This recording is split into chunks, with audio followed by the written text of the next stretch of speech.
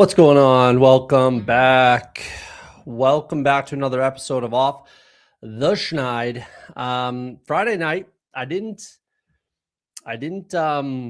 promote this episode at all. I kind of threw it together a little bit later than I typically would also. Just to kind of do a test and see, how many people would just show up on their own accord sort of thing. So we'll see. Another reason why I wanted to just kind of throw it up and do it is hopefully we'll see if we can fill a bigger board. Let's do that. So we're going to jump in 20-second clock. Hopefully it's not full, but getting there. Wow. So we'll see. We'll see. Waiting on 9. We'll try to fill a bigger board. That was kind of another reason why I just wanted to throw it together, do a surprise bigger board draft if we can fill one. So I don't know if this will happen. Waiting on 9. I don't know how fast these fill. How many are these? 227. Wow. 2,000 more entrants. I'm going to max this one almost certainly. Definitely, certainly. I'm going to max this one. 4 of 12 advanced, 23 seed final, but I don't know if we're going to be able to get one in tonight. We'll see. Fingers crossed. But we'll talk about the Senior Bowl a little bit while we draft. So I'm just going to jump right in to another. We'll keep an eye on this. So if you want to draft a bigger board, we're in it. 3 of 12 filled.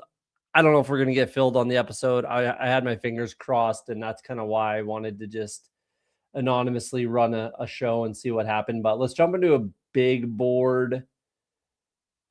I'm sure that'll fill a little quicker.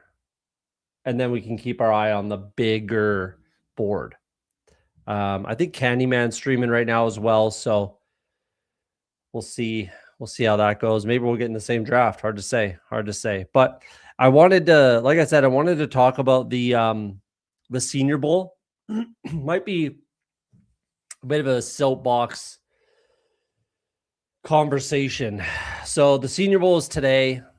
It's the draft starts in Mobile, right? The draft starts at the Senior Bowl, which it kind of does. It's a great event. For the most part, it's a great event. A lot of guys get to showcase and gain some money and draft capital, right? So it's great. It's a great event when it works properly, when it works the way it should. I just feel like it's not really working the way it should, at least not right now. And in the past couple of years, it's just been getting worse. It's been getting worse and worse in the last few years. NIL plays a role with that. Yeah, there's a lot of things that play into it. The fact that, agents play a role, NIL plays a role. There's all kinds of issues for why it doesn't run the way it should. So practice happens. A lot of the guys prioritize practice, which is great. They go to the practices, they do well there, and then they leave for the game.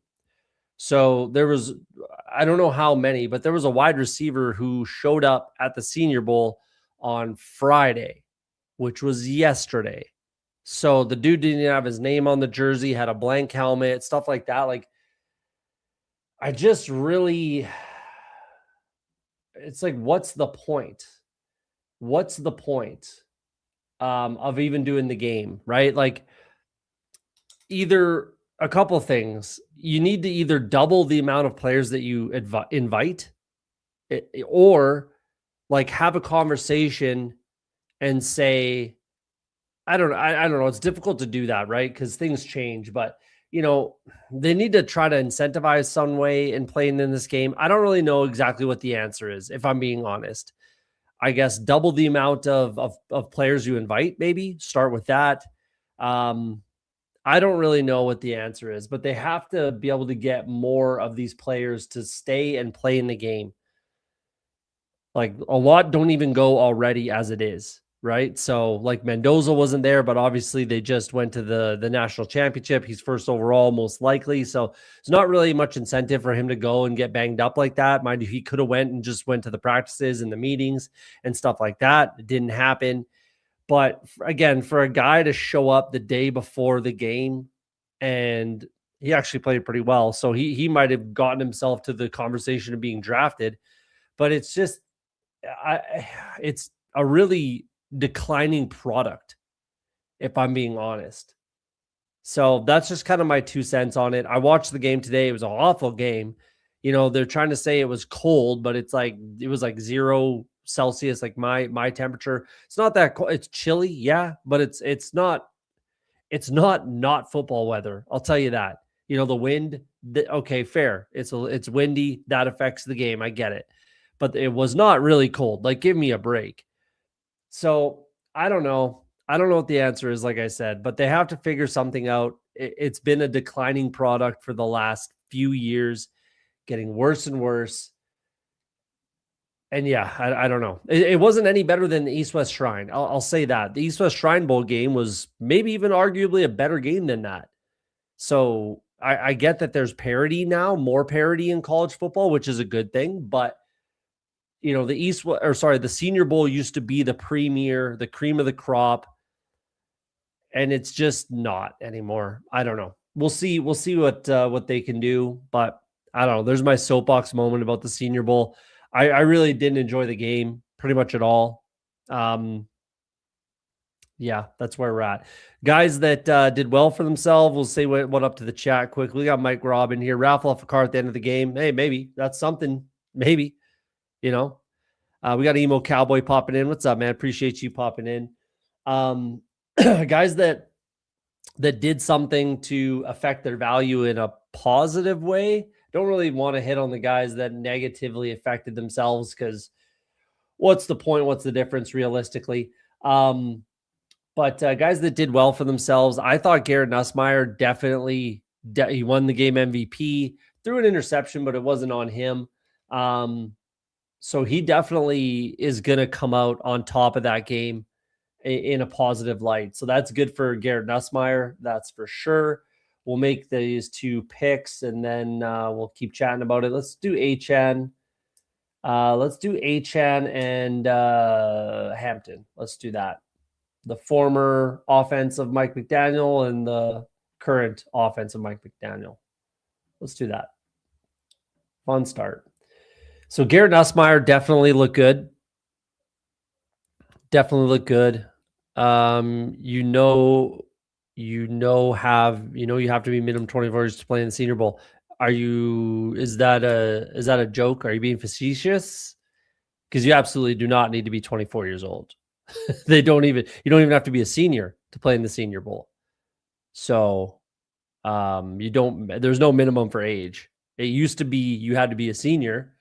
Now it's they allow juniors as well. So I'm not sure if you're kidding around, Jeff, but that's not the case. Who else did well? Mike Washington, a guy that I've been kind of on the fringe. I think I have him ranked like 7th or something like that in my running back rankings. Sarcasm. Gotcha. Yeah. That's what I figured. I was like, you gotta be Joe. You gotta be kidding around. Anyways, Mike Washington scored a touchdown. He had a good showing. Got the start. He did well for himself. So he was practice player of the whole thing too. Last year, Gray Zabel was practice player of the Senior Bowl, and this year Mike Washington got that. So that's really big as well. That's a nice feather in the cap sort of thing. Who else did well? Jaden Ott out of Oklahoma. He did well today. He had a good day. Other than that, man, it's pretty much it. Realistically, like I don't know. I thought Luke Altmaier. I don't know. I'm actually like borderline excited to watch Luke Altmaier. I might like him as a prospect, as like a developmental type guy. But we'll see. I got to watch the tape on him. That's about it, man. It was weak. It was a very, very, very weak game. So I don't know. I don't know. I don't know what to say about the Senior Bowl, but let's dig into this draft stuff. So last episode, I said we would talk about a couple offenses that I'm not particularly buying into as far as the wide receivers are concerned. Maybe if you can get the top option, but there was 3 teams and 2 that I can remember off the top of my head. So one of them is the Denver Broncos. Let's go Broncos. Right. So Sutton, Pat Bryant. I would draft Sutton. Don't get me wrong. I would draft Sutton, but probably not at his ADP if I'm being honest. But other than that, I'm not drafting any of these guys. I'm not drafting Mims, not drafting maybe Franklin if he falls to where he was last year. Maybe I draft Troy Franklin, but I'm not drafting Pat Bryant where his ADP is. That's for sure. It's just too like spread out. The passing offense. Jesus, can I spell? The passing offenses for the Broncos and the Patriots are just too spread out, and I'm not buying any of them. Stephon Diggs, probably not at ADP. I might draft him similar to Sutton, but I'm not probably at ADP. Let's make our picks, and then we'll keep chatting about this. AJ Brown's there. That's cool. Let's do that. Let's do AJ Brown, Garrett Wilson. Yeah, why not? Sure, I'll take that. Yeah, that works for me.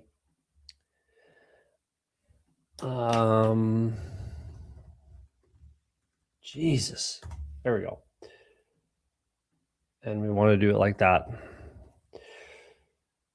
So I would, again, they're very similar, very, very similar. I would draft Stephon Diggs. I would draft Cortland Sutton, but probably not at ADP. And then Kayshon Boutte, Kyle Williams, I will take where he's going, I guess. I'm just not excited to draft these offenses realistically. There's one team that I'm forgetting, and I don't recall who it was. I kind of wish I wrote this down to chat about because I said we'd talk about these 3 offenses in the next episode. And one of them was New England. One of them was Denver. And the last one was, oh God, we'll see if we get there. I guess I can't remember. I cannot remember. Maybe Cleveland. I'm not drafted any Cleveland Browns, I'll tell you that. But either way, those are the offenses, the 2 offenses that I'm kind of staying away from right now. And we'll see if that changes. I don't know if it will. What else is new? We got some unfortunate news for my guy Nick Singleton, who's been rising up to 170 ADP. I had been basically, if you're in a draft room with me, with Nick Singleton, I was not letting him get past the 14th, 15th round because realistically, it doesn't matter around there. Like 14th round and on, you can draft whoever the hell you want. ADP means nothing, right? And that's kind of right where his ADP had risen to, 15th round, 170, right? Broken foot. I don't know how bad that is. Like, obviously, we didn't get video. It was at the Senior Bowl practice, so there's no video there. What is it? Is it like a stress fracture? Is it Lisfranc? That would be awful. Is it like we have no idea what it is, and we probably won't know. So that makes it difficult to draft him right now. I'm pretty high on him. So at 170, I'm not taking him. Obviously, at ADP, he's going to have to fall. I feel like people are going to kind of forget about him. But I mean, I was talking about it on last episode. Chris Bell, who has a torn ACL and tore it late, still once the 195 ADP, I still don't think people know that he has a torn ACL, which people might not know about Nick Singleton, that he has a broken foot. It's tough to draft him. It's tough to draft him right now because we just don't know what it is. And if it's a Lisfranc, that's awful. That's a horrible, horrible situation if it's a Lisfranc. I would draft him in like the 18th, 19th, 20th. I just think he's, I'm going to bet on the talent if he can get on the field at some point this year. I'm going to bet on that talent, but it's really difficult to draft him right now at all. if I'm being honest. So we'll see kind of what happens there. Yeah, Jeff says he's off his board. I can't fault you. I can't blame you for that. He's really tough to draft right now. Really, really tough to draft when we just don't know anything about this situation. Lemon will be the guy for sure, if not Tate. And then I could take Hurts, I guess. I might just take both of these two rookie wide receivers, and I think that's what I'll do. I think that makes the most sense. A little bit of a discount on both, I suppose. Let's go Tate first because of ADP situations. Doesn't matter really, but looks a little better. Looks like I got more value on both of them. So there you go. If you're just popping in, I am waiting on a bigger board. My phone says 4. My computer says 3. Filled. Computer says 3. Phone says 3 now. Okay. So either way, we're waiting on a bigger board. That's kind of why I didn't promote this episode at all. I wanted to just pop in, throw it in, surprise whoever comes with a bigger board. We'll see if it fills. I'm not super optimistic. There's 3 in, waiting on 9. If you want to draft a bigger board on stream, jump in. If we can fill it, we'll see. Let's get back into this draft room. So that's news there. What else is new? What else is new and newsworthy right now? I don't know. Pretty slow. Obviously, the Super Bowl is next weekend, 1 week and a day away till the Super Bowl. I have one playoff finals team that I do have a full roster. It's in the mitten. It's Patriots full. I have 5 Patriots and Kenny Walker on the Seattle side. I can't win. I can dupe. I think if everything was perfect in my favor and I had the nuts lineup, I would still chop it 8 ways, which would be awesome. Don't get me wrong. I'd love for that to happen. But we'll see. I just want to get some bankroll for the big board season to finish it out. So we'll see how that goes. That's about it. Nothing new for news. So what else do we want to talk about? Rookies. Who's rising? Jordan Tyson still seems to be like, I guess, the consensus wide receiver 1,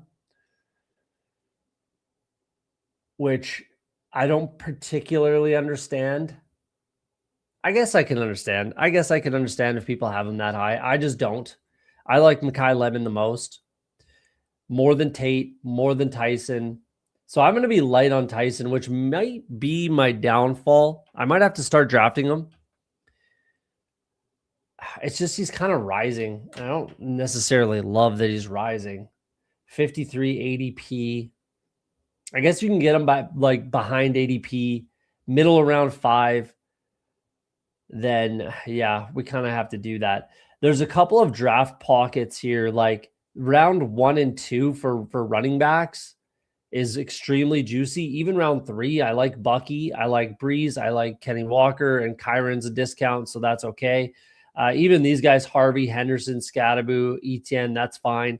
And then you get to round 5, 6. There's these wide receivers in this range that I really like. Then there's this whole quarterback range, which is nice. So I kind of do like the way that these draft rooms are lining up right now. It makes for kind of easier and balanced drafting, which is fun and nice. Wow, Prescott gets pulled up, I feel like. Frank, King of Kings.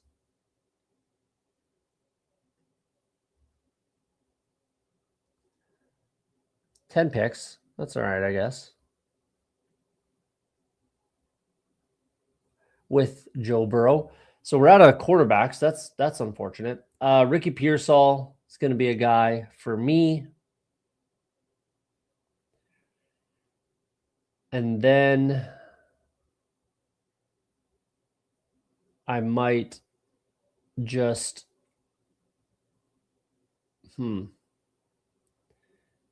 definitely Ricky Pearsall. I might just pull up Denzel Boston and feel pretty good about my wide receiver room. I already feel good about my running back room. Let's do that. 3 rookie wide receivers, 3 vet wide receivers. I like that kind of balance and texture. I'm going to have to move away from wide receiver, obviously. Catch up at running back. Need some quarterbacks. Tight end is fine. I think finally people are understanding you can wait till the end of drafts. Mind you, Bowers, McBride are both second-round picks right now. Loveland's pulled up a little bit, but I think his price is actually fine. I like Warren's price as well. I really don't like Harold Fannon's price whatsoever. And then like Pitts is continuing to fall. You can get him in the 90s easily. His ADP is kind of, but I'm actually going to like him there. He had a solid season. We'll see where he goes. He might stay in Atlanta, might go to Miami, might go to Philly, something like that. We'll see where that lands. But I do like Kyle Pitts if he's fallen down here. Gadsden, I don't mind. Strange is always good. Goddard's a free agent, but I always have a hard time with Goddard. He scored a lot of touchdowns last year, which is good to see, but typically he's not a touchdown merchant, and he's always hurt. He's always getting banged up. He's always hurt. So it's tough to trust Goddard. It really is. Kittle's coming off torn ACL, obviously. Ferguson's fine. Kenyon Sadiq, I think, is still too high. Mark Andrews is just a massive discount right now. I feel like likely is almost for sure going to be gone. And he's 1 year removed from 11 touchdowns, has another 9 touchdown year, over 1,000 yards. Like, give me some Mark Andrews, offensive coordinator for the Bears, moves over to the Ravens, right? Now he's calling plays. The tight ends for the Bears were very good this year. Obviously, Loveland, Cole Kmet was not bad either. So I think Mark Andrews is a huge, huge value right now, personally. Yeah, but you can wait. You can wait. There is a kind of end to this value. Like TJ Hawkinson's here, and Njoku. You could say Mason Taylor. He had a pretty good rookie year, so that's okay. Gunnar Helm is fine. Kate Otten's fine. But after that, like, you're taking a chance on Stowers, which I don't mind. I like him a lot. Fryermuth there. But then it's pretty dried up. Pretty dried up. I do have to watch some tape on Max Clare, Michael Trigg. I do have to watch tape on those guys, and maybe I'll find another guy who knows, Jack Endries. I mean, I was telling people about Terrence Ferguson first last year. Very sure about that. Had him higher than anyone in as far as rankings are concerned. So maybe I find another tight end I like in the draft. Hard to say. It's hard to say. But I definitely don't need to prioritize tight end in this draft, I don't feel like. If Pitts or Gadsden made it to me at 108, I would obviously snap click. I think Gadsden's ADP has it reached sub 100. No. So 105 right now. So it wouldn't have been egregious to hope that he gets to me at 108.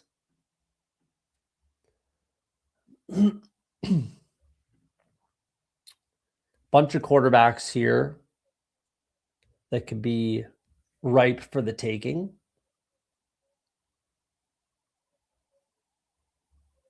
Jonah Coleman on the board. Don't mind that. I don't particularly like Kincaid. I don't like him at this price, I'll tell you that. So he pretty much is not on my board realistically. Who do we have in this draft? We've got King of Kings, Green Beans in here. Good to see you. I think that's it that I know, I believe. Brock Purdy, obviously going to be the click here. I'm going to go Purdy, and I was going to say Jennings, but I might just take Goff here. I don't want to fall too far behind a quarterback. I really don't. I mean, I've pushed it. We're round 9, 10. And I think that's the sweet spot for quarterback regardless. Did an episode with Chris the Candyman not too long ago, and we were talking about that. Rounds 8 through 12 seem to be like the winning range tournament winning range for drafting quarterbacks. So everyone is a 6-year senior now. Yeah. I saw a tweet by somebody, I can't remember who it was. Oh, it was Mo Alley Cox today, tweeted out. It was like grown men are trying to go back to college football or something like that. Basically, kind of alluding to this as well, where it's just like, I don't know. Everybody's what's the word I'm looking for? Like everybody's applying for, an extra year essentially. It's a little wild. It's a little wild. So, yeah. I don't really understand. I get it if you're injured. I get it if there's an injury, you know, but these guys that are applying for what's the one guy? He's like 8 years that plays for I think Miami, and this is like his 8th year, something stupid. He tackled like in his like freshman year, he tackled like it was like Justin Herbert or something like that. Like some quarterback that has been in the league for like 5 years and he played against or something like that, or more than that. It was like 6 years, 7 years in the league, and he played against them, something like that. It's wild. So yeah, super seniors. I thought it was bad enough, or I don't know if it was bad enough. It just was what it was when COVID happened with that extra year of eligibility. And now it's just getting kind of ridiculous where guys are trying to think up of any excuse in the book for why they should get more eligibility, Even like Trinidad Chambliss, like, why do you get another year, man? Why would you think, didn't he sue the NCAA too? I think Chambliss is like suing them or something, where it's like, why would you think you get to just have another year because you want it? It's not how it works, and you're going to make millions in college. So I don't know. I get that. I get why the players want to, but it just doesn't make sense. It doesn't make sense. What's up, man? When you're drafting right now, what do you believe is your edge over the field? I do an incredible amount of research. I watch tape on almost all of the relevant, for sure. The majority of the incoming rookies, I watch tape on all of them. I rank them. Take notes on all of them. I know their story for the most part. I know where they went to, not where they went to high school, but I know their, star status, their 24/7, their sports 24/7, essentially coming out of high school. I put in a lot of work in the preseason, and it's most certainly typically paid off, though it didn't really last year. Last year I had a rough year all around, but a bad year in the big board season, which is pretty wild for me. The year before that, I had 2 teams in the big board final and should have actually had 4 realistically, but CeeDee Lamb didn't come back after halftime, so it is what it is. But yeah, I just put in a lot of work into this, so I feel like I have an edge right now. And yeah, I pay attention to free agency, incoming free agents. I go through every single NFL team and figure out who I think they're going to cut and why, or trade potentially guys that won't be on their current team. Yeah, put in a lot of work. I put in a lot of work into this. So I absolutely feel like I have an edge. We're going to go Katron Allen. I need some running back help.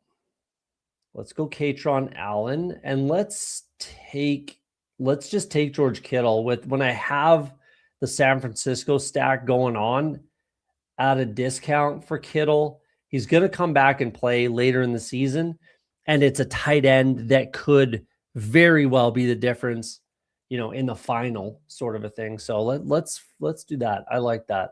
That's fun. That fell into my lap. It's definitely not something I wanted to push, considering what I've said a few times is I'm really not focusing on stacking. I'm really, really not. But in this case, Purdy fell a couple picks. I like Pearsall. He's there.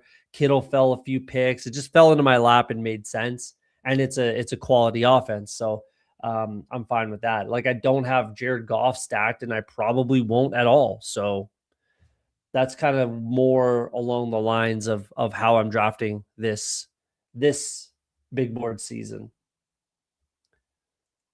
So 2, 3, 6, 1. We'll see how that goes.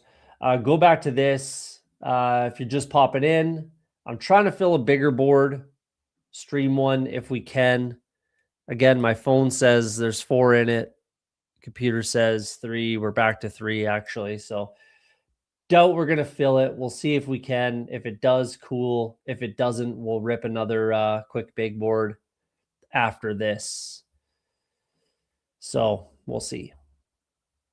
Mendoza goes. So I actually have to do a whole bunch more tape watching. A whole ton. I have a lot of wide receivers I need to watch. And the quarterbacks and the tight ends. I did a lot of work on the running backs. I'm comfortable with that. I still have a couple guys I do want to pick off, but I definitely have some tape watching work to do and some rankings to do.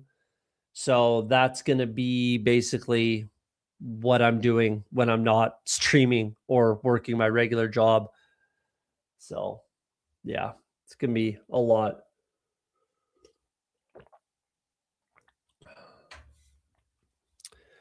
So doubt we're going to fill this bigger board. That's unfortunate. That's tough. I do want to get one in early. Like I really would rather wait until free agency starts, and I probably will for the rest that I do when I'm definitely going to max it, but I do want to get one in early to take advantage of some of this perceived value. I'll tell you right now, the one guy that I'm getting the most of is Katron Allen, for sure. Not that I think I have him ranked 3rd, which actually changes now, sort of, because I have Nick Singleton as my number 2 running back, and he still technically is. The rankings that I do is not technically for best ball or even fantasy realistically. It's more real life NFL. But obviously, like, the two are intertwined, obviously. But I think I have Katron Allen as number 3, and I kind of like that. It's either Katron or Emmett Johnson, and Emmett Johnson is my number 4. And then Jonah Coleman's there as well. But I actually like Emmett Johnson and Katron Allen more than Jonah Coleman. But basically, I just think he's a huge value. 11th round, if it's Katron Allen, I'm probably going to take him. 12th round, I'm probably going to be taking him. And Kenyon Sadiq's falling. That's good to see. He should be. He definitely should be. Singleton's obviously there, but I definitely, obviously not. I would take him here if that injury didn't happen. Can't now. This Travis Hunter situation, I'm not really sure what to make of it. Likely to play more defense in 2026. I don't think I'm going to be really pushing the draft too much. I like Jordan Mason here. I really, really like Jordan Mason down here. I think that makes tons of sense. So let's go with that. And let's go. I might just do 2 with Purdy and Goff. I might just do 2. Unless I take Malik Willis, who I kind of like. Let's take Malik Willis because it kind of pairs up with Achane in Miami. If he goes to Miami, if he doesn't, I don't care. I'm not taking him because he stacks with Achane. But if he does, cool. Good to know. So we're definitely done at quarterback here. That's for sure. Looking good at wide receiver. Have Kittle. Running backs are in a good spot. Yeah. We're off to the races. I like this squad.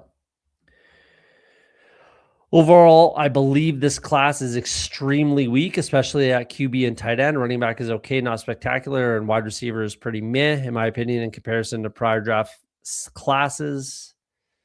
I agree with all of this. Many year 2 players are being undervalued. This is exactly what we talked about on last episode that I just did on, what was it, Wednesday, Tuesday, whatever it was. I was away for work for a few days. But that was what we talked about in the last episode, was these 2nd, 3rd year guys, especially at the end of drafts. My rookies are pretty much only going to be up here. So again, Tate, Lemon, Boston, Katron. Other than that, there's some wide receivers down here. But I think it's extremely weak as well. I really do. I think there's Mendoza, and that's it as far as who's ready to start in the NFL right now, as far as quarterbacks are concerned. Tight end, I haven't dug into enough, but I think there's actually going to be some value at tight end. We'll see. I'm not going to say much about the tight ends yet because I haven't watched tape.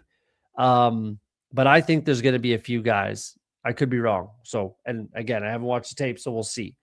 The running backs, I genuinely think that there's like max 7, maybe 8 guys. Whereas in previous season, there's 12 to 14 potentially. So I think the running back is actually pretty weak. It's top heavy. There's some talent at the top. Obviously, Jeremiah Love is a stud. I like him a lot, but and there's a few guys that I like, Katron, Singleton, right? But Emmett Johnson, but it's a super weak running back class, in my opinion. Wide receiver, again, fairly weak. Like, I think I think Lemon is worth a first round pick for sure. I think Tate and Tyson are also worth a first round pick, but I don't think that they're typical. Like, I don't think they're typically going to be drafted in the top 10, but this year I think they could. One or both, multiple potentially could be drafted in the top 10. Whereas in prior seasons, that wouldn't be the case. Basically, look at where they're being drafted right now. 55, 60, 61. Even last year, Ted McMillan was 30, right around here, right around the back end of the 3-4 turn, roughly. So almost 20 picks before ADP wise. So yeah, it's a weak year. It's a weak draft year all around, in my opinion. And obviously you agree. It's a weak year, weak draft year. Boogie's in the house. What's up, man? He's listening. We're bedtime music. I appreciate you, man. Appreciate you popping in, giving a listen before bed. Don't think we're going to fill this bigger board. Potentially waiting on 8 now. No, back to 9. So don't think it's going to fill. We'll just rip another quick big board after this. Get some reps in. Singleton's still there. I'm not going to take him. I think that AJ Barner is a huge steal right here. Let's do that. No more quarterbacks.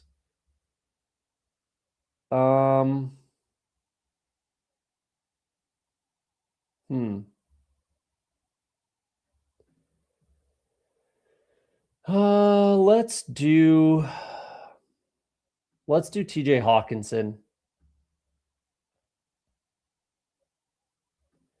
Let's do that. A little bit of a bet on Minnesota, which is fine with Jordan Mason there, but I just need some steady points with Barner and Hawkinson until Kittle comes back. That should be fine. I should be able to get there with those two. So we're done at tight end as well. 2 more running backs, 2 more wide receivers, and we'll be in a good spot. Singleton goes 183. That's still a little rich for me right now. That's a little rich for me right now with that injury. It's always tough with incoming rookies that are coming in with an injury. They have to learn the playbook, be healthy. It's a whirlwind after you get drafted in the combine and mini camp and rookie camp and all this kind of stuff. So it's a bit of a whirlwind. It's tough to get ready to play in the NFL. So I don't know. I'll draft Nick Singleton, but it won't be until later in the ADP wise in the draft. 18th round is kind of the earliest. We got 5 in the bigger board. We got 5 waiting on 7. 5 filled, waiting on 7. Maybe we will. If it hurries up, we might be able to get it filled. We'll see. We will see. Gap for life. I'll jump in that big board a bit too early for me on bigger board. That's fair. like I said, I want to get one in. There's 5, it's a 5 max. I'm going to max it. I want to get one early.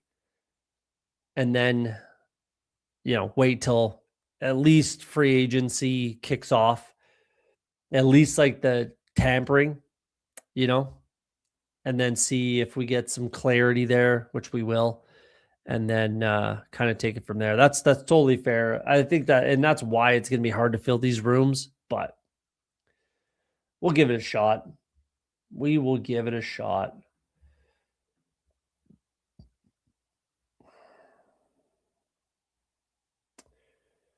We will give it a shot. Who do we like down here? I like Jalen Knoll.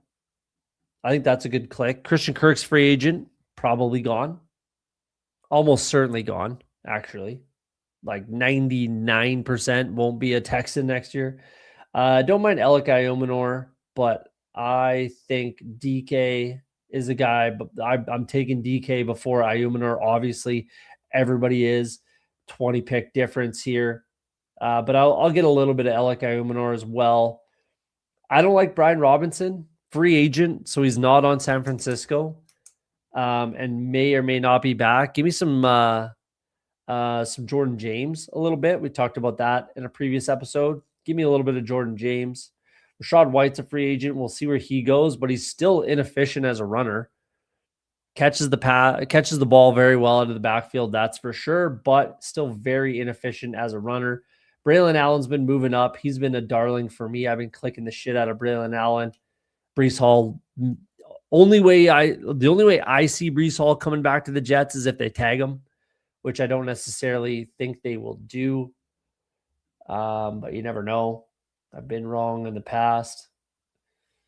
I've been wrong before. I'll be wrong again.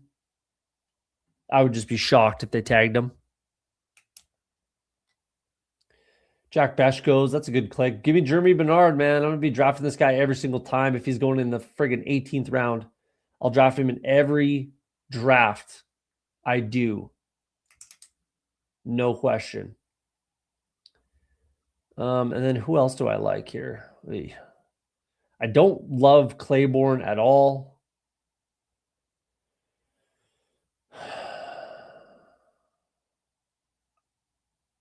I'm going to click a little Jaden Blue.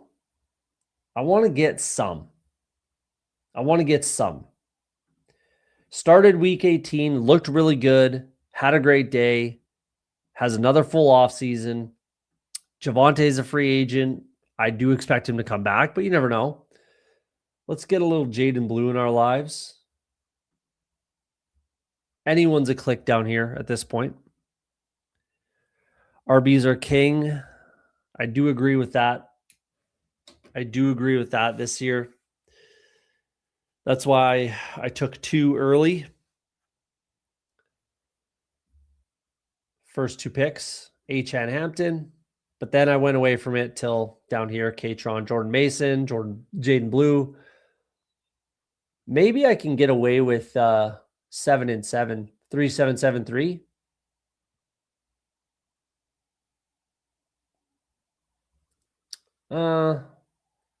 No. If these 2 weren't my first 2 picks, then I would have to throw a little more volume at it, but I have to trust that Achane and Hampton could be the guys. So I think 6 is fine. I can stay with 8 wide receivers. So 3, 6, 8, 3, pretty typical, pretty common. Let's do that. But I agree with this. I'm going RB early for sure.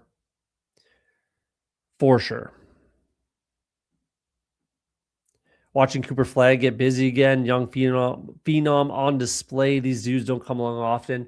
Yeah, I'm not much of a basketball fan. I used to be a ridiculously huge college basketball fan. But with how busy I am with football these days, it's just kind of fallen by the wayside. But I used to be a huge college fan, but I've never been too big of an NBA fan, if I'm being honest. I just don't like the game. I really don't. I really don't. That approved. Flag is that approved. Seems to be legit. That's for sure. Seems to be. I saw Carlos Boozer's kids are playing at Duke right now. His one son is killing it. The other one not as much. I think they're twins, but they're like 5 inches difference height wise. That's wild. When they're like identical, as far as I know, they're identical twins, and there's like a huge height difference. That's strange. That's really strange to me. But what do I know? Maybe that's normal twins. I don't know. I don't know.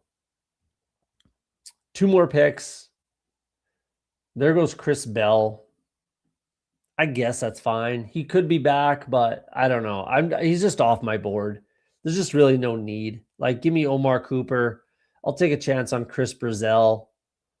What other rookies? Zachariah Branch, I would take. Let's do this. Malachi Fields is getting some positive buzz. And actually played. He had really good practice week at Senior Bowl, and then still played the game, which is good to see. Ted Hurst, supposedly he was good at the Senior Bowl practice. I like Eric McAllister. Antonio Williams is definitely clickable. Devontae Walker, sneaky clickable. What other wide receivers at the Senior Bowl? I like Skylar Bell. So there's some clicks down here, especially wide receivers. Coleman, I would have probably clicked. I don't mind Keon Coleman. Got some positive coach speak from Joe Brady, so that's good for him. Branch goes. I don't really like any of these wide receivers.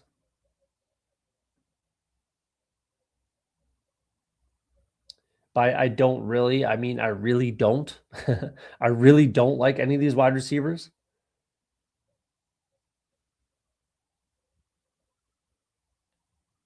I think Bond is clickable this year.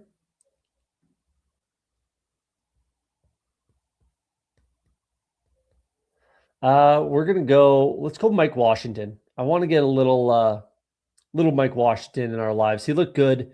Again, being that Senior Bowl practice week, player of the week sort of thing. That's encouraging. I definitely like that. I don't think I want to take another rookie wide receiver here, but I might have to. I do want to get a little Antonio Williams. I don't think I've clicked him yet, and I do want to get a little of him. He's just a professional wide receiver, slot guy. Could get him a little more volume than some of these other outside wide receivers. Let's get Antonio Williams, pure slot receiver, very experienced, potentially stayed a year too long in college, but that's all right. Let's go over this team. Then we'll check out Green Bean and King of Kings quickly because I'm probably in the chat. Yeah, one of them, Boozer Bros, took the lion's share of the food in the womb. Yeah, I don't know if the moms, when breastfeeding, one was better than the other. I don't know. It's kind of wild. Yeah. Is that guy Div 3, Mike Washington? No, he started at Buffalo, went to New Mexico State, and then finished his career at Arkansas. So SEC to finish his career, and he looked better on tape at Arkansas than he did at either his 2 previous stops, which is strange because in theory, those 2 other stops should be easier competition, right? New Mexico State, Buffalo for sure should be much easier competition, but he actually looked better at Arkansas in the SEC than either of those 2 other stops. So it's pretty wild that he actually, took that big leap as a senior. It's kind of strange. The Senior Bowl practice player of the week, looked good in the game, scored a touchdown. I got to get some Mike Washington. I do have him ranked, I think, again, 7th, I believe. So, yeah. We got Brock Purdy, Jared Goff, Malik Willis. I like it. That works. plays off each other. Devon Achane, if Malik Willis goes to Miami, they stack. We got a Marion Hampton, Katron Allen, Jordan Mason, Jaden Blue, Mike Washington. I like that. 2 rookies, some second-year action, and a couple vets. I like that. AJ Brown, Garrett Wilson, Carnell Tate, Mekhi Lemon, Ricky Pearsall, Denzel Boston, Jeremy Bernard, Antonio Williams. A little too rookie heavy, but it is what it is. It is what it is. I like Tate, Lemon, Boston, Bernard. I like them a lot. And Antonio Williams is going to get on the field for somebody. So I don't mind that. It's going to rely on A.J. Brown and Garrett Wilson being kind of the guys, which is very likely. So I don't mind it. George Kittle, A.J. Barner, and T.J. Hawkinson. That works. I like the team. It's quality. Can't really say anything negative about it, to be honest with you. I don't think. Check King of Kings. We got Joe Burrow and Dak Prescott. That works to stop it too. I dig it. Scattaboo. What do you do? 2783. Okay. Scattaboo. Javonte Williams, Price Montgomery, Rashad White, Emmanuel Wilson, and Chris Rodriguez. Sure. Yeah, that all works. That's fine. Amon-Ra, Justin Jefferson, T. Higgins, Pittman, Jennings, Shaheed, Franklin, and Washington. I like that. That'll work. Yeah, it's a quality team. Wouldn't expect anything less. Johnson and Njoku and Helm, quality tight end room. Good team. I like it. Can't say anything negative. Similar to mine. Well done. And then we've got Green Bean in here. 3683, same as me. Jackson Darpo, Knicks, Bryce Young. That works. Happy with that. Capital's good. Jeremiah Love, RJ Harvey, Swift, Tracy, Brashard Smith, and Ollie Gordon. Yeah, when you wait, you draft Love in the second round, Harvey fairly high, Swift fairly high, and then you wait for a while. It's a little light, but it's hard to say what Ollie Gordon's role is going to be with, Jalen Wright still there, Achane still there. It's kind of weird. I like Ollie Gordon, and he could be the number 2 over Jalen Wright. It's hard to say.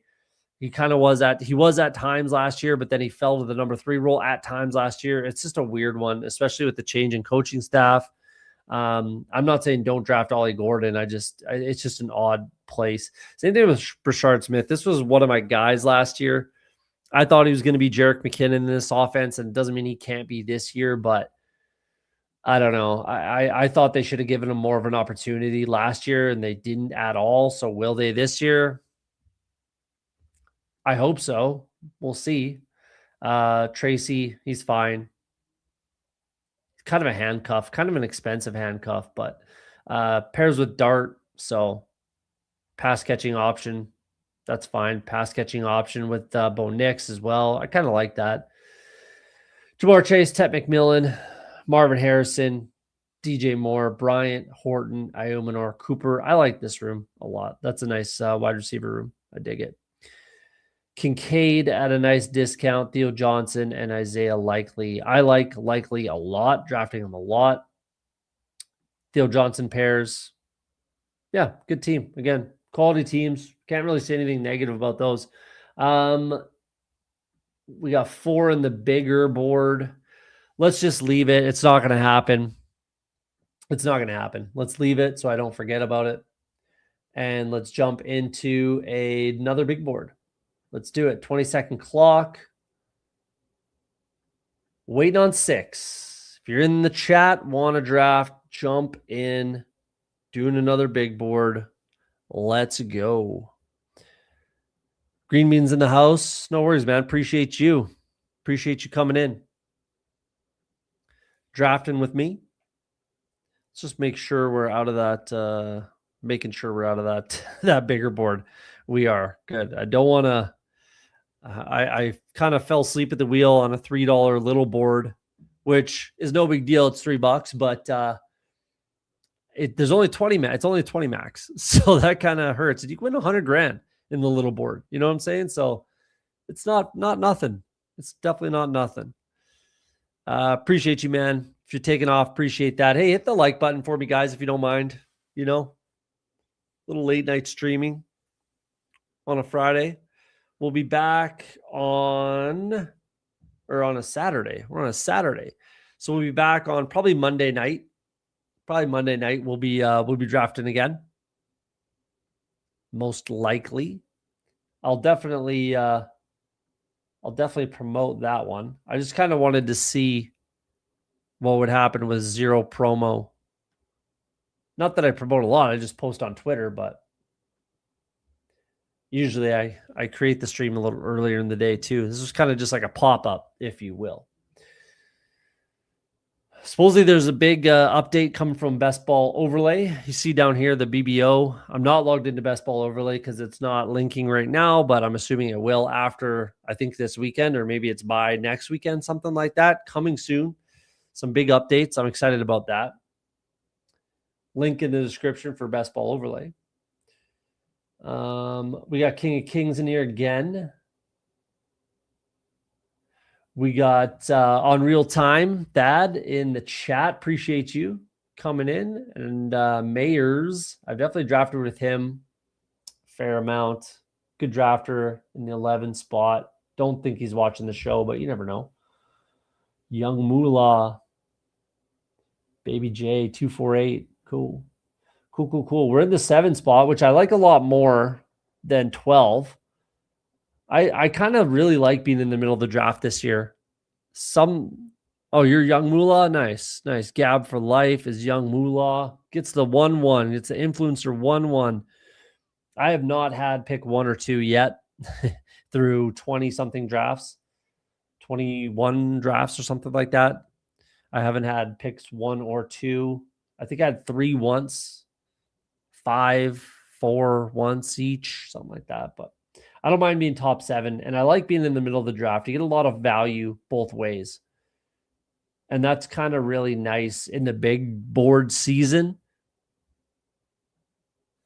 At least I think it's nice. Bijan goes 1. To Young Moolah. I really want to get some Bijan, that's for sure. I want to get some Gibbs. I want to get more Chase, a little bit of Puka. I have a lot of Lamb already, but I'll take more if he falls into my lap. I'll take more. And then it's typically Jonathan Taylor is my next click. Amon-Ra, then probably James Cook, Achan, whatever. We'll take JT. Yeah, we'll take JT here.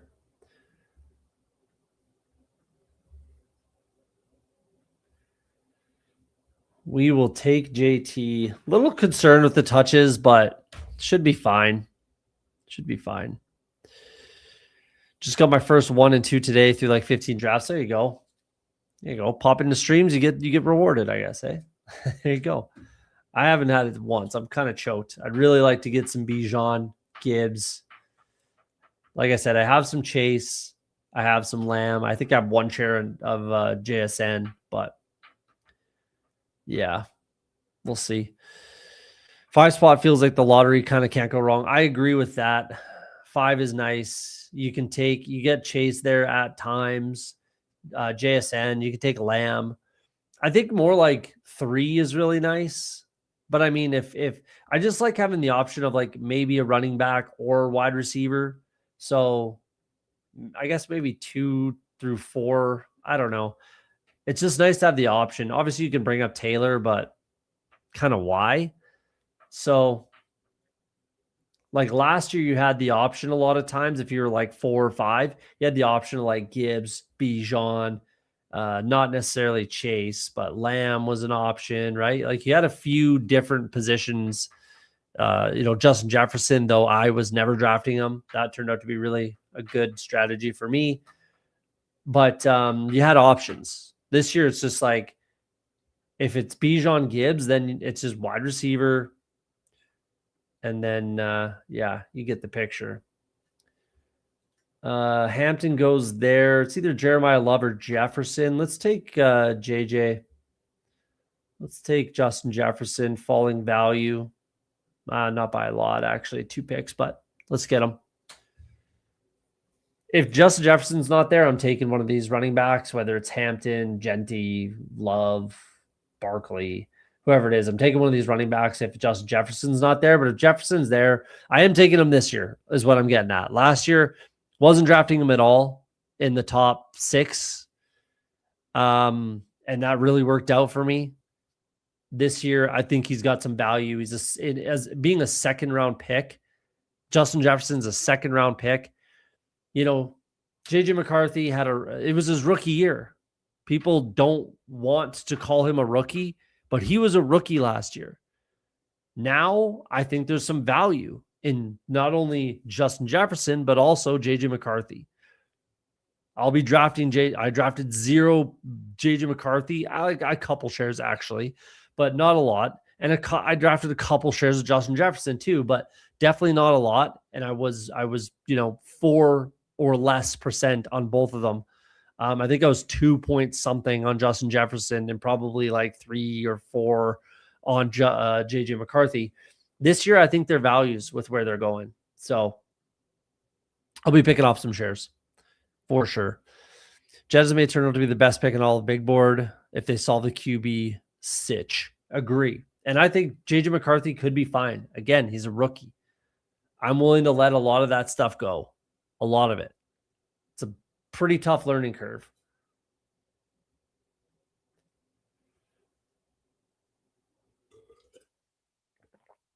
Let's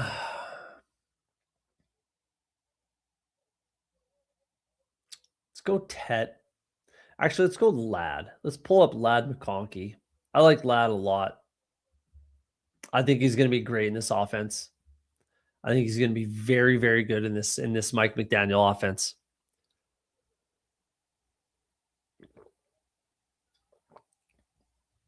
It's basically between Lad McConkey, Brees Hall, or Tet. Was my decision there.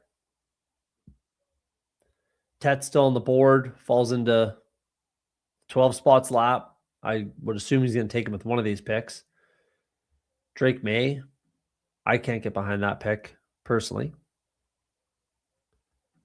He's already in the get unique mode or what? Neighbors pulled up, Barkley pulled up, May pulled up a full round plus, Metcalf pulled up. Interesting. Not sure I can get behind what you're doing there. Maybe he's trying to collude with somebody, who knows? But it's not going to work. Tet falls into his lap there. That's an easy click, obviously. Etienne, Garrett Wilson, J-Mo are all fine clicks. Colston Loveland's the last one there. Devontae Smith goes, so that's nice. I'm going to take one of these guys. There goes Loveland. I'm going to take one of these two, and it would go like that. Man, J-Mo before Garrett Wilson. People are really scared off of Garrett Wilson. I can understand why, but I think he's a huge value here. We'll see what they do at quarterback. Justin Fields is still under contract. They can get out of it quite easily. Where do they go? They can't go to the draft, obviously. Unless the Raiders are willing to trade that pick, which I extremely, extremely highly doubt. Where would the Jets go at quarterback? Who's going to be calling the offense there even? Tanner Engstrad is fired and already got hired at where did he get hired today? Atlanta, which is a great hire for them.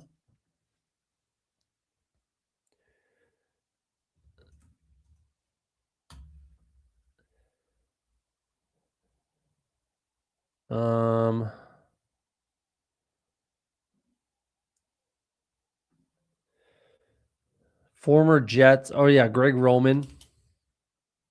Greg Roman's a finalist, they say. Which I don't know if I would like that at all. Maybe I should be softing on Garrett Wilson, but I'm just betting on the talent. Like Garrett Wilson is a very good football player. I know that.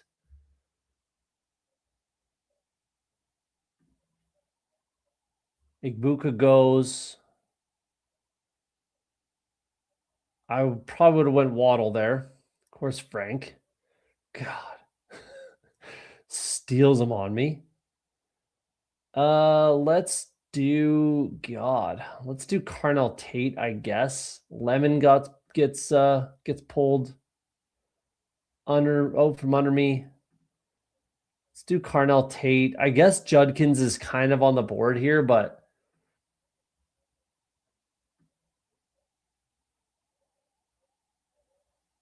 I'm worried about that foot injury. Like 4 to 6 months. I felt like it would be longer when that injury happened. I think his ADP is a little high considering that injury. Obviously, I could be wrong on that, but I think his ADP is a little on the high side considering how bad and gross that injury was. I'm falling a little bit behind at running back here, which does not make me very comfortable. But I'm not even taking Jeremiah Love, even though I really like Jeremiah Love. Don't get me wrong. I really like him. It's hard to take any of these guys over Jefferson. It really is. It really is.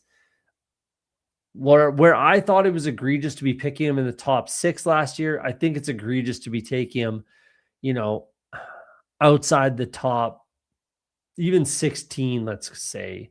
His ADP is 16 right now, and that feels egregious to me. So I just can't. And other than that, I guess I could have taken Breeze Hall instead of McConkey. There's that, but yeah.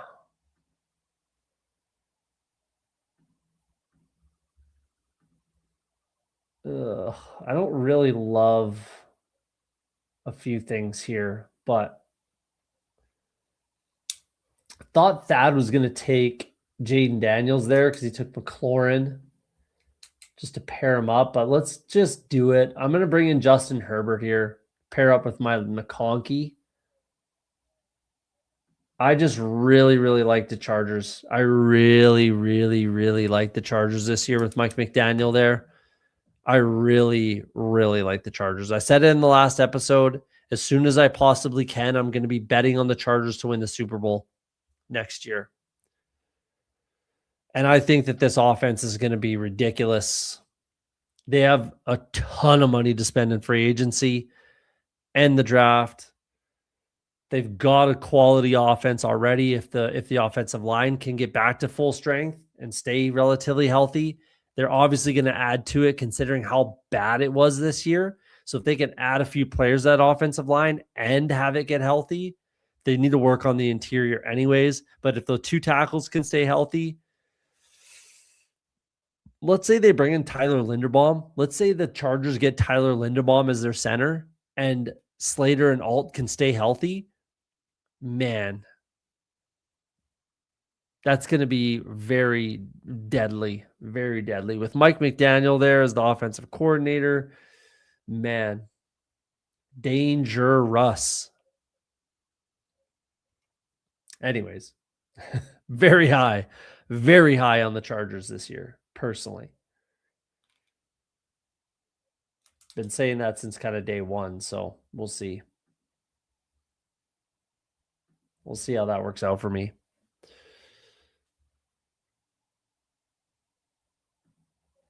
Oh, there you go. Great minds think alike. Made a video about 10 days ago.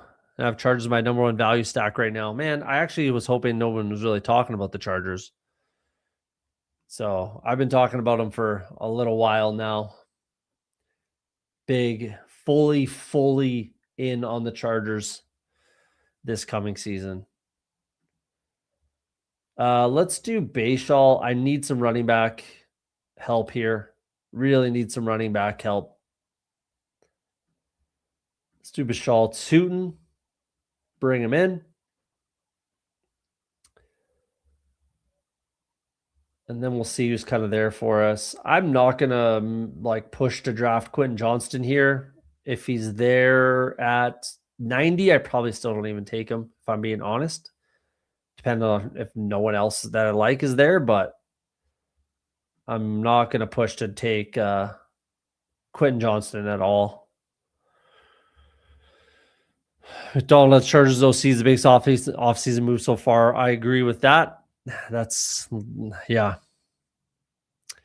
If Tua Tagovailoa can lead the NFL in passing yards in a Mike McDaniel offense, what do we think Justin Herbert can do? Yeah, big acquisition getting Mike McDaniel to not take a head coaching gig or any other OC gig. Yeah, for him to take that job, it is the biggest offseason acquisition so far, for sure. So that team is going to be just insane. The defense is still pretty good too.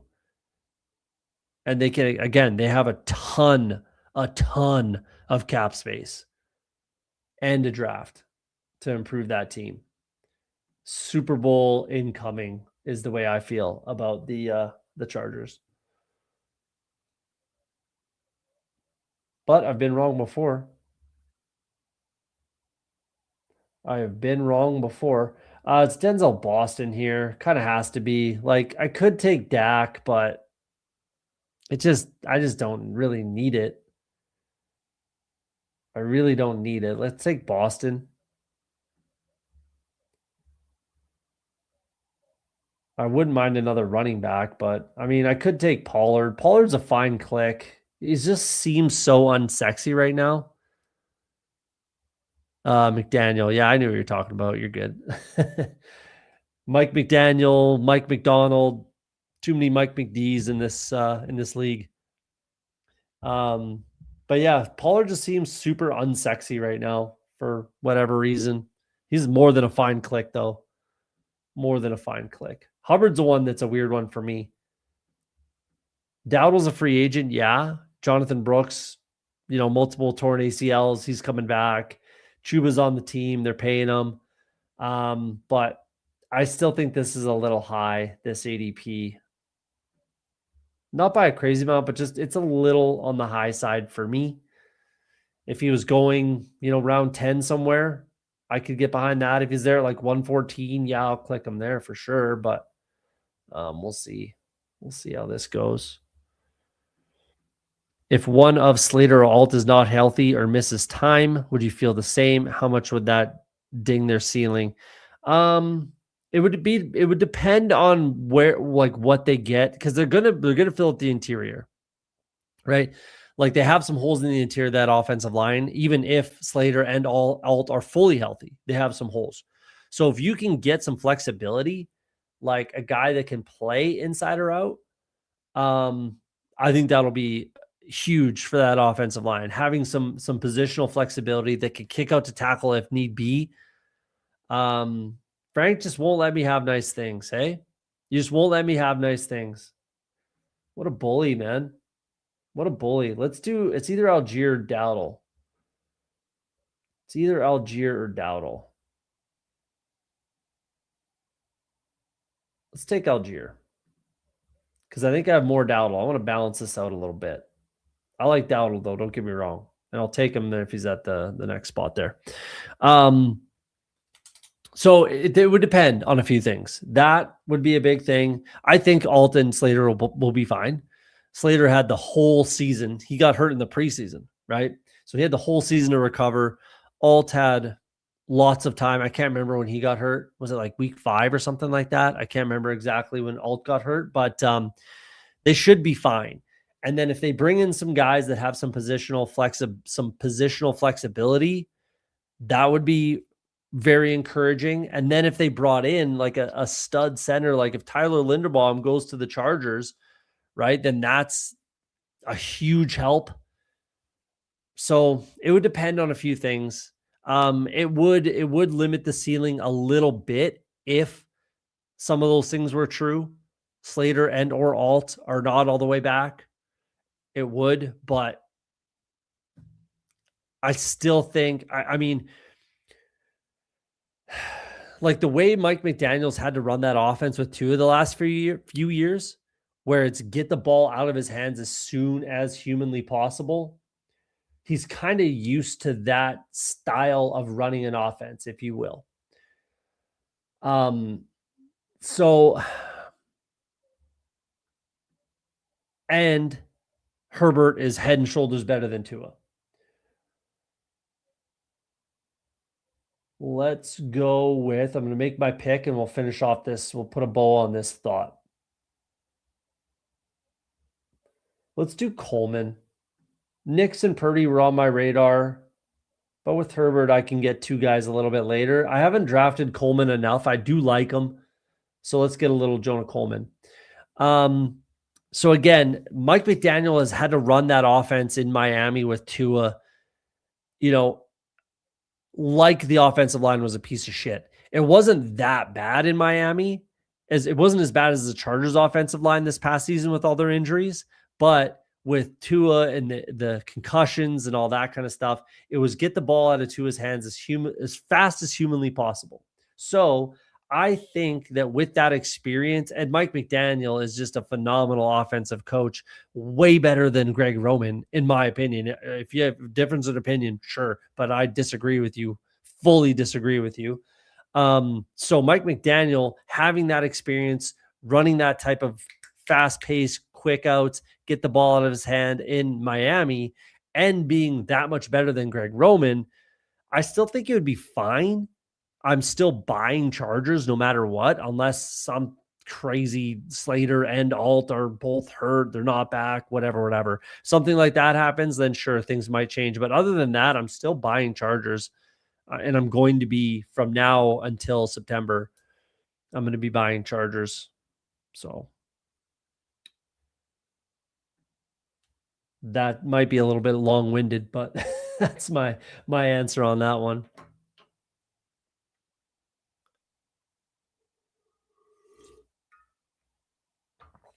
All right. 1450. Some tight ends here, I guess. Emmett Johnson's a click.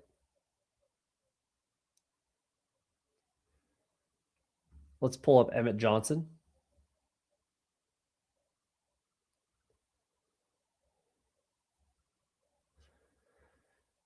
Feeling good at running back now. I feel kind of all the way caught up. I'm only going to draft one more anyways. So yeah, I feel pretty good at running back right now. I can definitely kick that down the road a little bit. Wide receivers in a good spot, but I've got a few more to click. Definitely need some tight end, but whatever. I can add 3 later. I'm not too concerned about that. Quarterbacks, I got to start thinking about. I got some late stack options with maybe JJ McCarthy if I want to go down that road.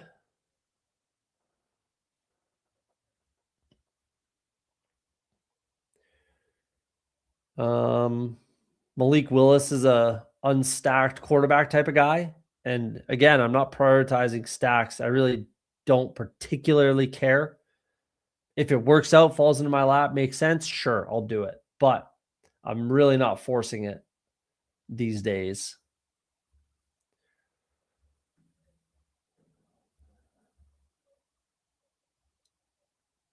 Deebo Samuel and Romeo Doubs are both free agents. Brandon Ayuk will not be on the Niners this year. It's hard to say where he'll go. They're going to lose money on that deal. What a terrible contract. Katron Allen goes.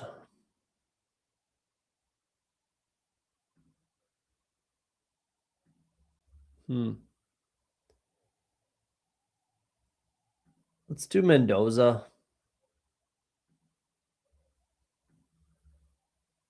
There's Deebo, Dobbs, or Mendoza were my clicks there.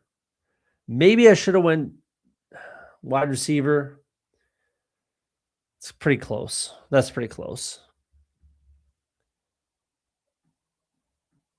I like getting a Mendoza with a guy like Herbert. The only reason Justin Herbert's not gonna miss a football game is if he's like completely broken, which he was a few times last year. But other than that, Herbert's tough as nails. He's always on the field, unless again he's just completely destroyed. So I like taking a guy like Fernando Mendoza with a quarterback like Justin Herbert or like a Josh Allen, even a Jared Goff, you know, guys like that, that you're very confident they're going to be on the field every game unless they're completely destroyed. Then I like taking rookies with that kind of texture. I like that. I like that.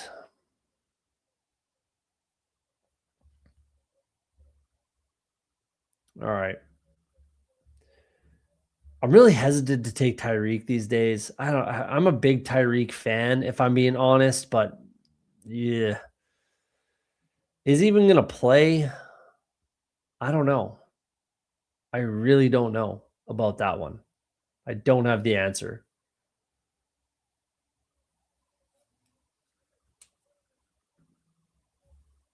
Mark Andrews goes. That's a good click. I'm going to take Debo if he's still there. I mean, it's pretty good value.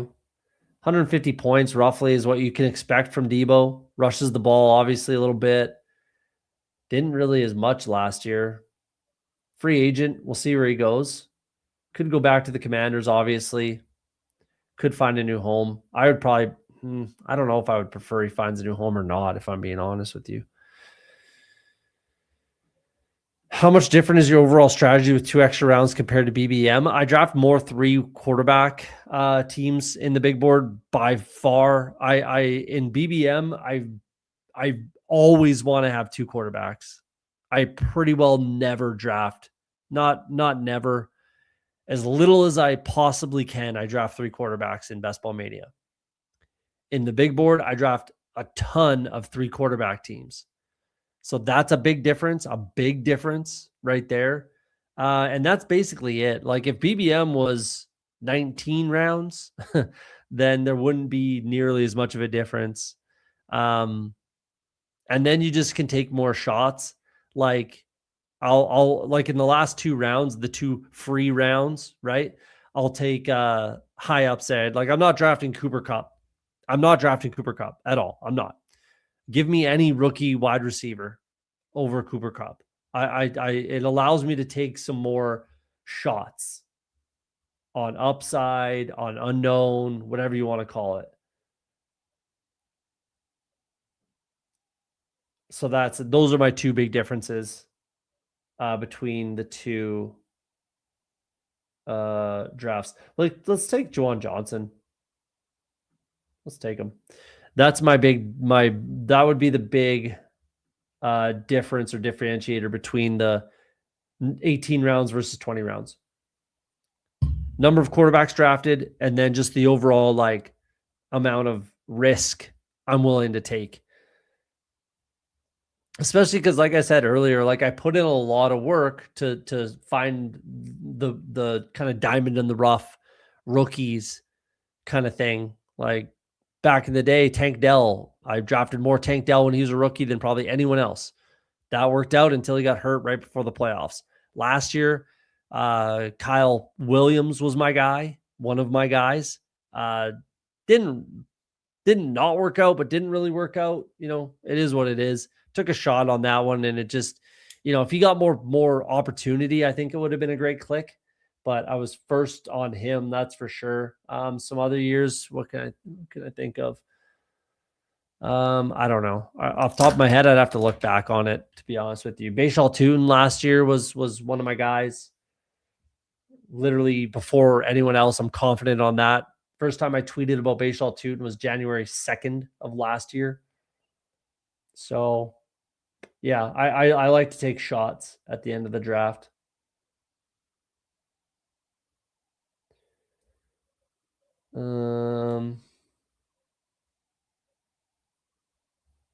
Where did Cam Ward went way up there. Okay, cool. Let's just take McCarthy. I mean, I've got Justin Jefferson, so why not? I need a third quarterback, and there's really no one else to draft. So give me JJ McCarthy, I guess.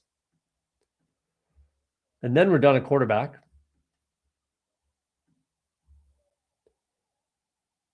I could double stack this with Hawkinson, I guess.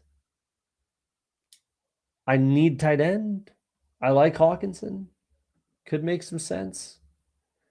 There's other guys, but yeah, I might double stack this with Hawkinson if he's still there. I'm confident he will be. Right at ADP, lines up, falls into my lap. Might do that.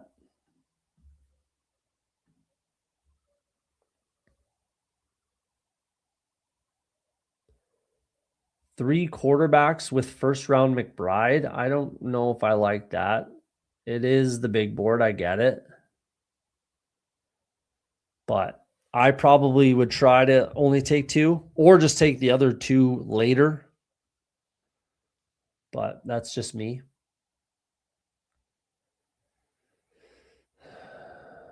Tank Dell is just tough to draft for me. TJ Hawkinson goes. Okay. So no double stack Vikings. That's okay. Most certainly not the end of the world there.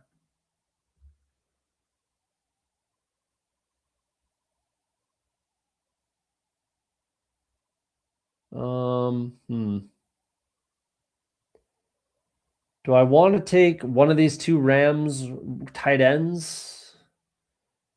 I've been drafting Parkinson. Or do I want to just pull up David Njoku? I think I'm going to do that.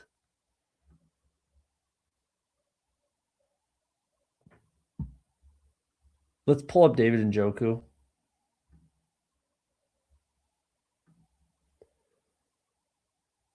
Yeah. That might be. I suppose that could be a mistake. Njoku over the Rams tight ends. And the weird thing is, like, I was the biggest Terrence Ferguson stan last year. But Parkinson has looked really good all season. Higbee's pretty much certainly gone.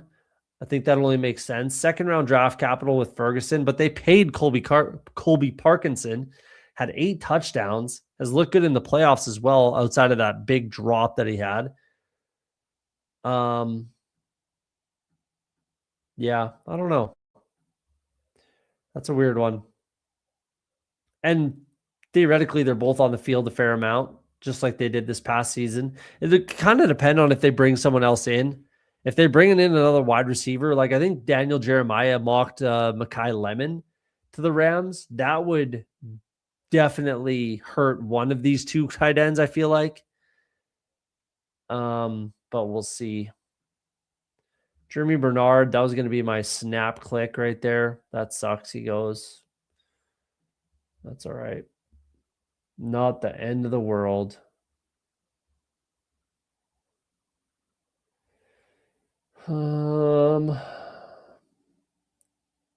Coleman goes. That's kind of unfortunate. I definitely want to get some more Keon Coleman.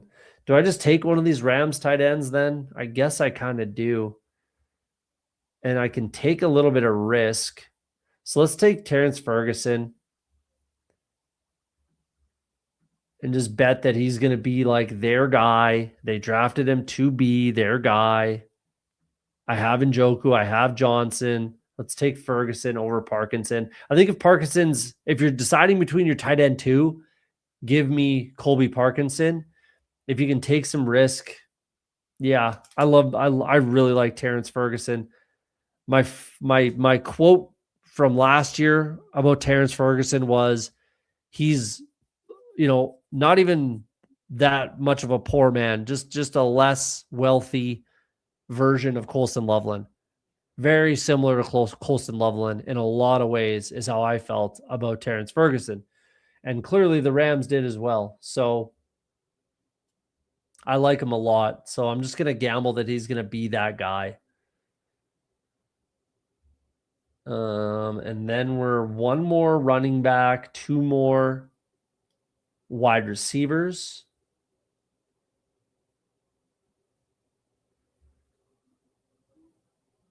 Definitely won't be Chris Bell, unfortunately, for him. I'll probably take one more rookie, but I'm going to take Jack Besh here. I really like Jack Besh. I was very high on him last year, second round pick as well. And then it was just a messed up season. But I have Mendoza, Give me some Jack Bash. He could easily be the wide receiver 1 on this team. Trey Tucker is technically right now, but give me Jack Bash over Trey Tucker. I think I had Bash as my number 2 wide receiver last year. I had him ranked very high. I really like Jack Bash. I don't know if it's number 2, but it was very high, very high. I could check. Let's take a look. Let's just do it in real time. Let's take a look. Where did I have Jack Bash ranked last year? It was 3rd. I had him ranked 3rd.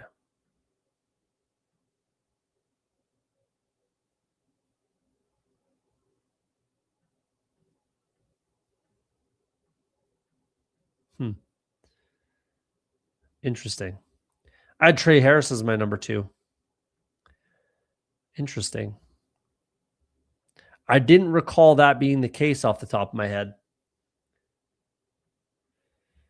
I just took the Vikings starting quarterback in 2026. Let me guess. It was Kirk Cousins is my guess.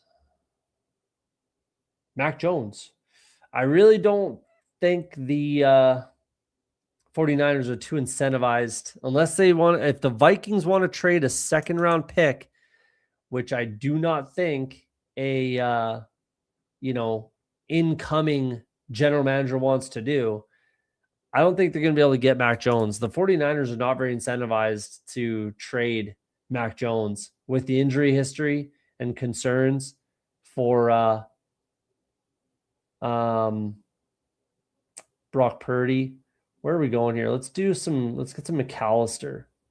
I want one more rookie wide receiver. Let's do Eric McAllister. You could say Brazel was the guy. That's fair if you do. But I like McAllister. Antonio Williams could be a guy, but we just drafted him, obviously. Let's mix it up a little bit. Skylar Bell I like as well, but again, I want to mix up my exposures a little bit. And then we're going to finish this off with the running back. There was Najee. I was going to draft Najee there, but he's gone. That's fine. Do I want to take another rookie running back with Mike Washington, or do I want to go somewhere else? I think I'll probably go somewhere else, but we'll see. Yeah, I just don't think the 49ers have any incentive to trade Mac Jones. With Brock Purdy getting hurt more often than not these days, they know they can win with Mac Jones. I would be pretty surprised if they traded him unless someone knocks their socks off with a 2nd round pick. Maybe a 3rd round pick for Mac Jones. Maybe. But I think it would really take a 2nd round pick. I do. Maybe a 3rd and a 4th maybe would get it done. Quint Allen I like here. I like Jordan James a lot. I like Mike Washington too. But let's go to Quint Allen.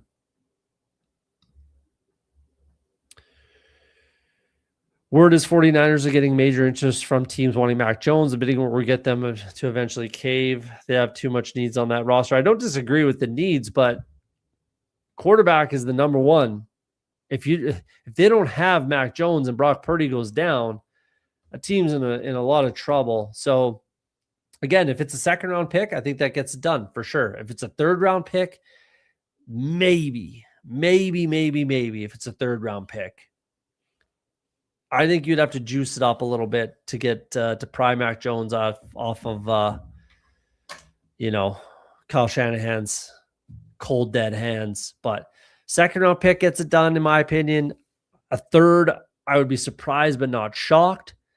If it's like a 3rd plus, that would make some sense. Maybe we could see a player, something like that. But like if teams are calling the 49ers saying we'll give you a 4th round pick, I don't think that gets it done. Hey, a 5th round pick definitely doesn't get it done. Doesn't make sense. So we talked about this Mac Jones, even Tyson Bagent in there, Tanner McKee, that whole situation on the previous episode.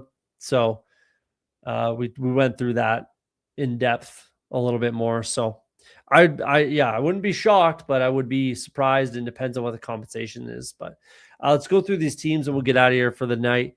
3683 again for myself, Justin Herbert, Fernando Mendoza, and JJ McCarthy. I like that room. I think it makes sense. I'm big on Justin Herbert, so that's obviously my cream of the crop, my number one. And then I got some other guys in there that I think can, crack my lineup once in a while. Jonathan Taylor, Bashal Tootin, Tyler Algier, Jonah Coleman, Emmett Johnson, and LaQuint Allen. I like that. I think that works. I caught up quick, which makes me feel good. I think that works. Justin Jefferson, Lad McConkey, both pair with quarterbacks. Garrett Wilson, Carnell Tate, Denzel Boston, Deebo Samuel, Jack Besh pairs up. Eric McAllister to round it out. I think that works. I mean, I need to think more about even picking Garrett Wilson there. I'm just betting on the talent, though. But yeah, Juwan Johnson, David Njoku, and Terrence Ferguson. I like that. That makes sense. That works. Little light, little thin, but I think it'll still work. Who else do we have here? Young Moolah at the top. Now I see what I've been missing this far in big board. Love the number one pick. I wouldn't know. Let's see what it looks like. 3683. We got Lamar Jackson, Tyler Shuck, and Mac Jones. That's fine. That's fine. We'll see if Mac Jones gets an opportunity to start. If he's still in the Niners and, Purdy's healthy, obviously won't, but we'll see. We'll see what happens. I don't mind the Mac Jones pick, that's for sure. I think he's a starting quarterback in the NFL. That's what I hammered on last episode, was there's not 32 starting quarterbacks in the world, and Mac Jones is a starting quarterback in the NFL. So we'll see if it works out for him. But this will work with Lamar Jackson so high. Tyler Shuck's fine. Bijan, Ramondre, Jadarian Price, Trey Benson, Jonathan Brooks, and Caleb Johnson. Some gambles down here, obviously. We'll see what happens with Caleb. Jonathan Brooks needs to stay healthy, obviously. Trey Benson needs to stay healthy. I've been apprehensive about Trey Benson. I was very high on him as a rookie. I was very high on him last year, and he didn't stay healthy either season. So it's not a reason to not draft Trey Benson. It's just I'm apprehensive on him right now. Ramondre is fine. I think he'll have a similar, role next year. Jadarian Price, I like quite a bit. I think he's fine. That's a good click. Bijan's Bijan. This can definitely work, but there's question marks down here, and I think you know that, so it's not like I'm breaking news, but can definitely work, and these guys could work out in your favor. Nico, Olave, Burden, Addison, Golden, Pat Bryant, Tesla, and Rashad Bateman. Rashad Bateman's another one of those guys I'm just not drafting personally at the end of drafts. He does pair up with Lamar Jackson, but I think he's a free agent, if my memory serves me correctly. I could be wrong on that, but I think Rashad Bateman's a free agent. I like Nico. Olave's fine. Burden's fine. Addison works. I'm a little apprehensive about him too. Just can't stay out of legal trouble. Golden hopefully takes a step forward. I highly doubt that Romeo Doubs comes back. Pat Bryant, I'm apprehensive, along with it's just the whole offense as far as Broncos, Patriots, similar reasons. I like Tesla. Fannin, Likely, and Stowers. I like that. I think Fannon's price tag is a little high for me personally.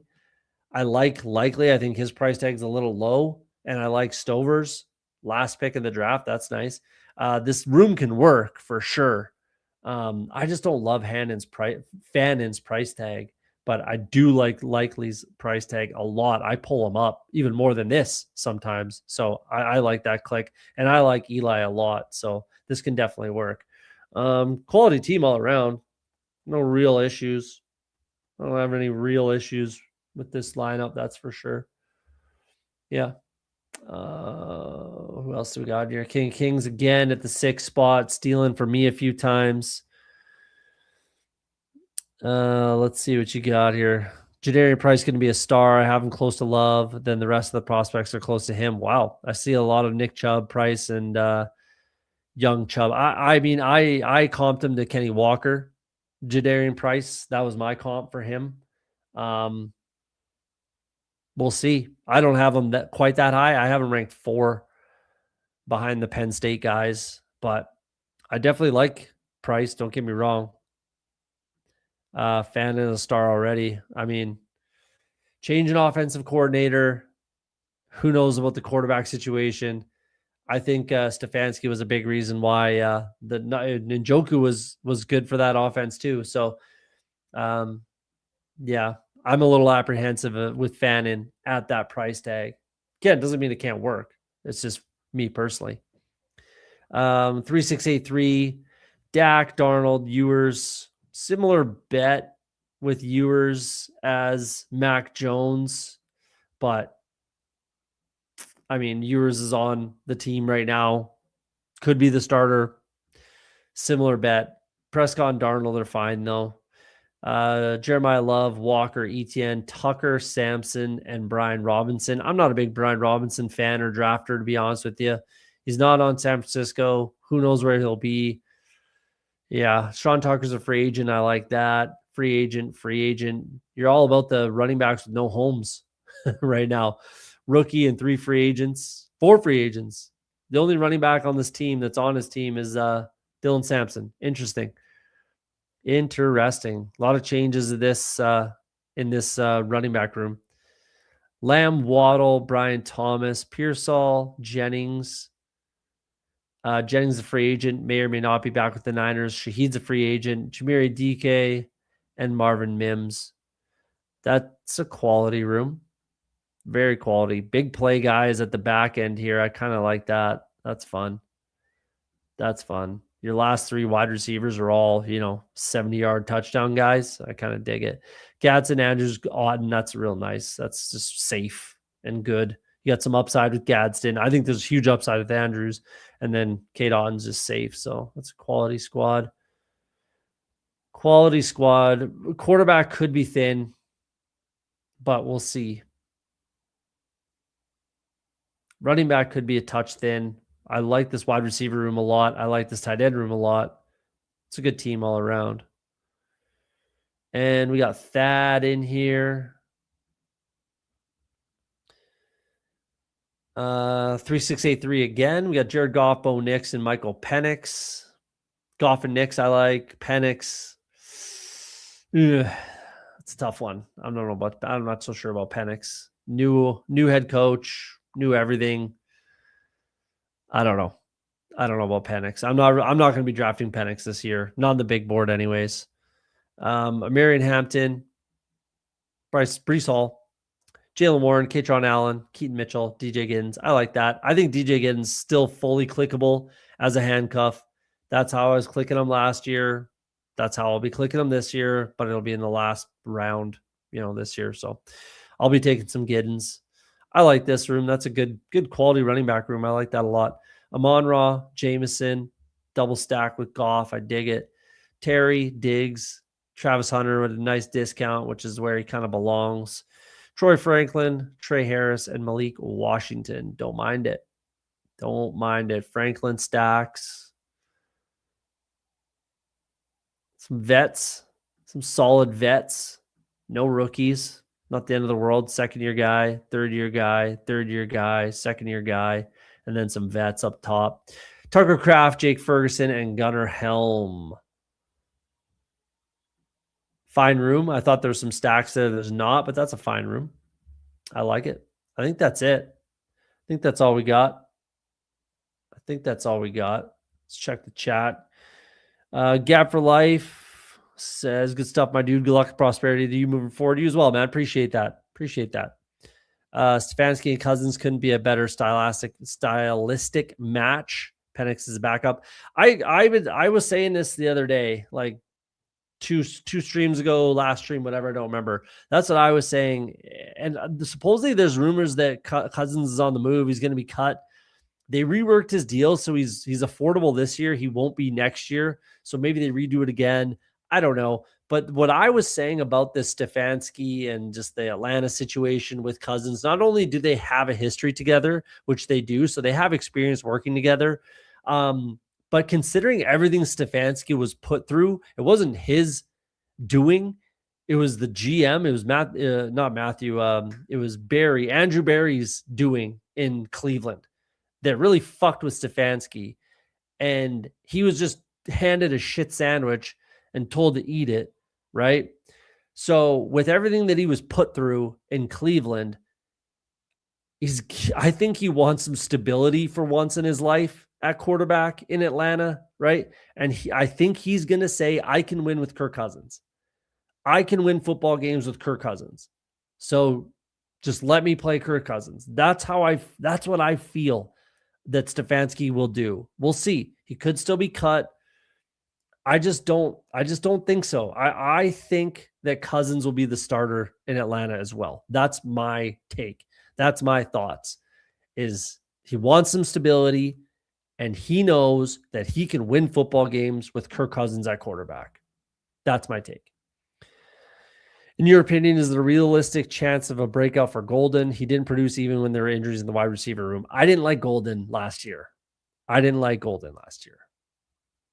Kind of at all. I didn't like him coming in as a rookie. I thought he was kind of overrated. I had him ranked as wide receiver 9 last year. And if I could go back, I'd probably pull him down from there. But I didn't like Golden. I thought it was a terrible draft pick. There is a realistic chance. Yes, there is. He was a first-round pick. Romeo Doubs is probably gone. The problem I have with Green Bay is it's similar but less, terrible as the Patriots and the Broncos. They spread the ball around all over the place. There is no wide receiver 1 on the Packers, right? So there is a realistic chance of a Golden breakout, but I'm not betting on it.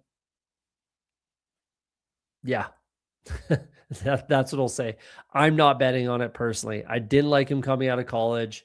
He ran fast, sure, but to me, he's just not very good. He's just not that good. But yeah, he could break out. If you like him, draft him. I don't particularly, and I'm not going to be drafting a ton or much at all of Matthew Golden, but we'll see.